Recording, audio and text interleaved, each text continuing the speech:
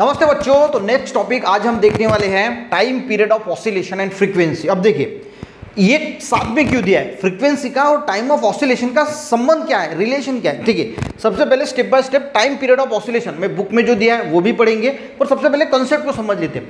Time period of oscillation का meaning क्या होता है, कोई भी एक चीज़ है, हमने इसको जो है वो स्विंग है, मान के चलो कि झूला है, ठीक है, इसको मैंने यहाँ तक खींचा और फिर से इसको छोड़ दिया, तो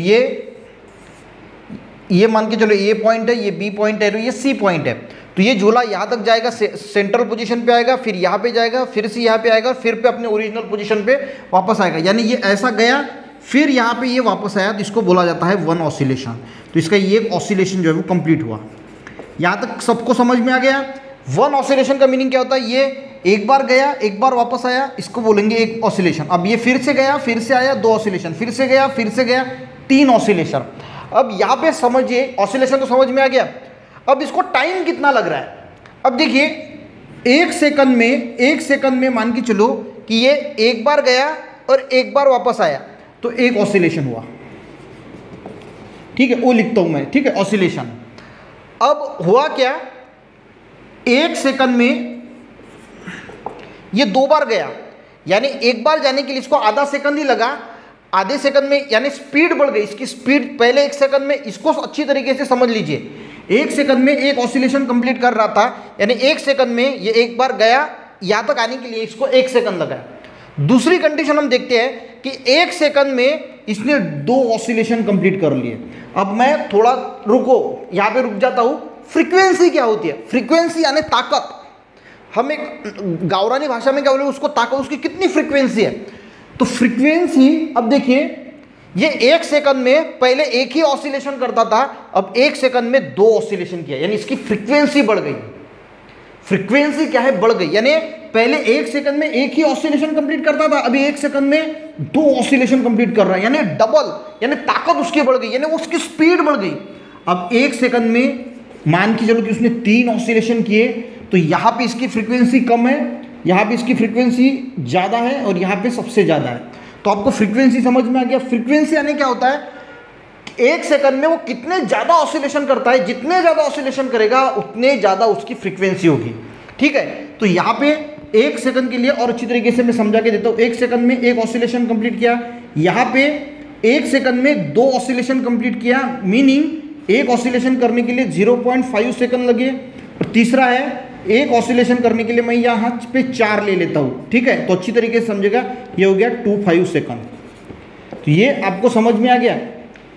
देखिए थोड़ा कंफ्यूजिंग आपको जरूर हो सकता है, पर इतना याद रखना कि यहाँ पे एक सेकंड में एक ऑसिलेशन कंप्लीट हो रहा है, वही एक ऑसिलेशन में दूसरी कंडीशन में आधे सेकंड में हो रहा था, और तीसरा ऑसिलेशन पाव सेकंड में हो रहा था। यानी यहाँ पे फ्रीक्वेंसी कैसी है, ज़्यादा है, सबसे ज़्यादा फ्रीक्वेंसी यहाँ पे कम है, और यहाँ पे सबसे कम है।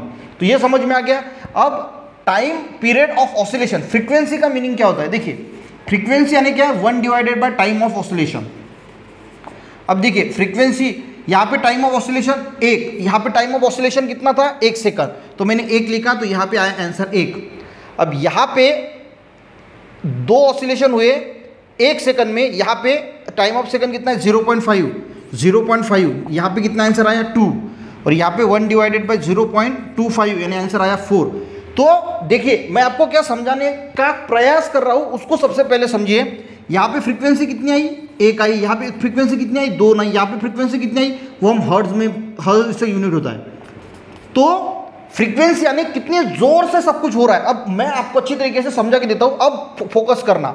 अब यहाँ पे 1 फ्रीक्वेंसी का फॉर्मूला क्या है, 1 divided by time of oscillation, यानी 1 कितना टाइम लग रहा है, ऑसिलेशन के लिए कितना टाइम लग रहा है। यहाँ पे ऑसिलेशन के लिए 1 सेकंड में एक ऑसिलेशन कंप्लीट हो रहा है, यानी 1 सेकंड में वो जाएगा और वापस आएगा, हो गया 1 सेकंड। तो 1 डिवाइडेड बाय मैंने 1 लिखा, तो यहाँ पे आंसर 1 आया, यानी इसकी फ्रीक्वेंसी है 1 हर्ट्ज।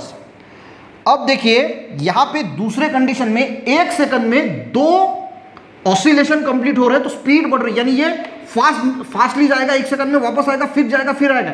जो चीज ये 1 सेकंड में कर रहा था, वही चीज ये आधे सेकंड में कर रहा है, यानी इसकी स्पीड बढ़ गई। यानी टाइम फॉर ऑसिलेशन कितना है, 0.5 सेकंड, तो यहाँ पे आंसर आया 2।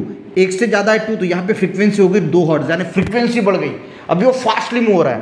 इस कंडीशन में ये 1 सेकंड में 4 ऑसिलेशन कर रहा है, तो 1 सेकंड में इसको जुप जुप जुप जुप जुप जुप जुप जुप 1 सेकंड में इसको 4 बार आना जाना करना पड़ेगा।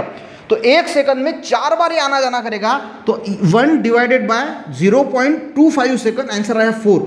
यानी ये जितनी इसकी स्पीड बढ़ रही है उतनी इसकी फ्रीक्वेंसी बढ़ रही है, उतनी ताकत बढ़ रही है। अगर मान के चलो, ठीक है, समझ में आ गया, यानी जितना फास्ट ये जाएगा उतनी इसकी फ्रीक्वेंसी जो है वो बढ़ने वाली है। यानी 1 सेकंड में होता है, यहाँ पे वही चीज़ जो है वो 1 सेकंड में 4 ऑसिलेशन हो रहा है, तो इसकी स्पीड बढ़ गई ना। यहाँ पे 1 सेकंड में तो धीरे धीरे होगा, यहाँ पे जोर 1 सेकंड में मान के चलो कि 50 बार हो रहा है, तो फ्रीक्वेंसी कितनी ज़्यादा हो जाएगी, ठीक है। 1 सेकंड में अगर 50 ऑसिलेशन हो रहा है तो फ्रीक्वेंसी ज़्यादा होगी, यानी जितने ज़्यादा ऑसिलेशन होंगे उतनी ज़्यादा उसकी फ्रीक्वेंसी जो है वो बढ़ने वाली है। तो कंसेप्ट बच्चों समझ में आ गया, oscillation, time period of oscillation आपको समझ में आ गया, और फ्रीक्वेंसी क्या होती है अब एक बार सिंपली पढ़ लेता हूँ, आपको अच्छी तरीके से समझ में आएगा। The time required by oscillator to complete one oscillation is called time period of oscillator. यानी एक ऑसिलेटर को एक ऑसिलेशन कंप्लीट करने के लिए जितना टाइम लगता है उसी को हम टाइम पीरियड ऑफ ऑसिलेटर बोलते हैं। समझ में आ गया। अब देखते हैं, in the previous activity the oscillator transfer a distance from extreme position B to central position A.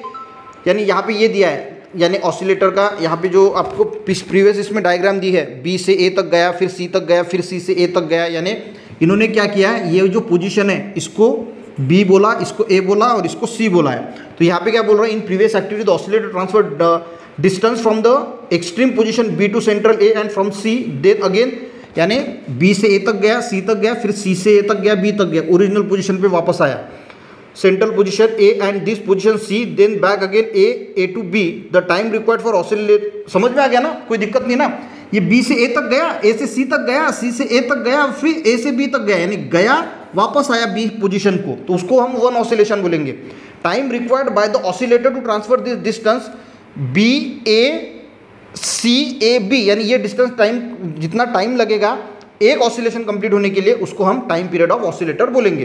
The number of oscillation completed by the oscillator in 1 second is called, और कितने ऑसिलेशन, नंबर ऑफ ऑसिलेशन, कितने oscillation वो complete करता है bye N oscillator इन 1 second, 1 second में वो कितने oscillation complete करता है उसको बोला जाएगा फ्रीक्वेंसी। जैसे मैंने आपको बताया कि 1 सेकंड में एक ऑसिलेशन कंप्लीट करता है तो उसकी फ्रीक्वेंसी 1 आएगी, 0.5 सेकंड में अगर एक ऑसिलेशन कंप्लीट करता है तो उसकी फ्रीक्वेंसी 2 आएगी। तो कितने ऑसिलेशन वो 1 सेकंड में कंप्लीट करता है उसको क्या बोला जाएगा, फ्रीक्वेंसी। तो फ्रीक्वेंसी क्या है, the number of oscillation completed by the oscillator in 1 second, यानी 1 सेकंड में कितने ऑसिलेशन कंप्लीट होते हैं उसको बोला जाता है फ्रीक्वेंसी। तो फ्रीक्वेंसी क्या होती है, 1 सेकंड में कितने ऑसिलेशन कंप्लीट होते हैं उसको बोला जाता है फ्रीक्वेंसी। जितनी ज़्यादा फ्रीक्वेंसी होगी उतने ज़्यादा ऑसिलेशन होगी, ठीक है, ये भी आपको समझना है। इसको फ्रीक्वेंसी ऑफ ऑसिलेशन टोटल यहाँ भी लिया है B A C A B in the previous activity is 1 oscillation. Frequency का फॉर्मूला मैंने जैसे बताया, फ्रीक्वेंसी को हम एन से स्मॉल एन से डिनोट करते हैं, 1 divided by time period of oscillation. मैंने आपको ये कंसेप्ट भी समझाया, ऑसिलेशन 1/t, यानी जैसे जैसे टाइम कम होगा तब वैसे वैसे फ्रीक्वेंसी बढ़ेगी। Frequency is the number of oscillation occurring 1 second. Frequency क्या है, कितने ऑसिलेशन 1 सेकंड में होती है। The unit of frequency is hertz, HZ hertz में हम उसको लिखते हैं। 1 hertz mean 1 oscillation in 1 second. 1 hertz यानी कितना होता है, 1 ऑसिलेशन इन 1 सेकंड, यानी 1 सेकंड में एक ऑसिलेशन अगर होता है तो उसकी ये क्या होगा, 1 हर्ट्ज, ठीक है। Second 100 hertz means 100 oscillation in 1 second, और 100 हर्ट्ज का मीनिंग क्या होगा 1 सेकंड में ये 100 बार जो है यहाँ से जाएगा यहाँ तक आएगा, 1 2 ऐसे 1 सेकंड में, तो फ्रीक्वेंसी उसकी कितनी होगी, 100 हर्ट्ज। जितने बार उसकी जो ऑसिलेशन ज़्यादा है तो फ्रीक्वेंसी भी क्या रहेगी, ज़्यादा है। तो आई थिंक आपको ये कंसेप्ट समझ लेना बहुत इंपॉर्टेंट है, टाइम पीरियड ऑफ ऑसिलेशन। समझ में नहीं आया तो वीडियो 2-3 बार देखना, कंसेप्ट क्लियर हो जाएगा। वीडियो अच्छा लगे एक लाइक जरूर करना, अपने दोस्तों को भी शेयर करना, चैनल में बच्चों ने जरूर सब्सक्राइब करना। मिलते हैं नेक्स्ट वीडियो में, तब तक के लिए जय हिंद।